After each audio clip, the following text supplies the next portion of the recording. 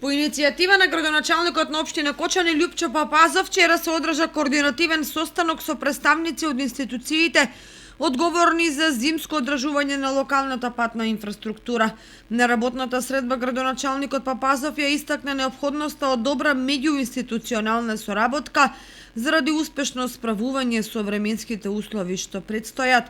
Одговорните од комуналното јавно претпријатие Водовод како институција надлежна за спроведување на програмата за зимско одржување на локалните патишта и улици соопштија дека материјално, технички и кадровски се подготвени за предстојниот период во постапка избор на економски оператор за одржување на локалните патишта во општина Кочани.